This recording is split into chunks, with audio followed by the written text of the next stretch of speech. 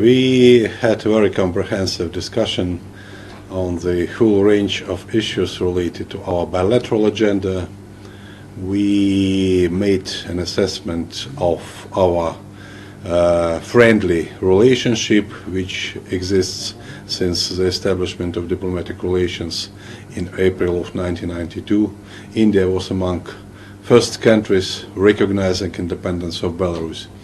And of course, since that time we managed to establish a very multifaceted level of bilateral cooperation, strengthening political dialogue and intergovernmental interaction, enhancing our bilateral trade and economic cooperation, developing humanitarian dimension of our cooperation. Here, of course, we are paying lots of attention to science and technological cooperation, education, tourism, culture.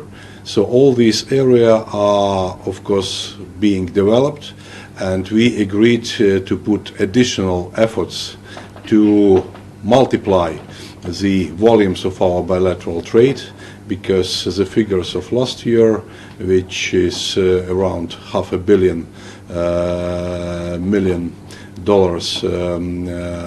of bilateral trade turnover in goods and services, is not meeting bigger potential which exists in our countries.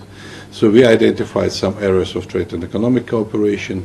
We agreed to further strengthen our bilateral legal framework, because so far we have 28 bilateral agreements which have been signed between our two countries over the last 30 years. So we have 5 to 7 additional agreements in the pipeline, and we agreed to finalize it in the course of this year and to sign it accordingly.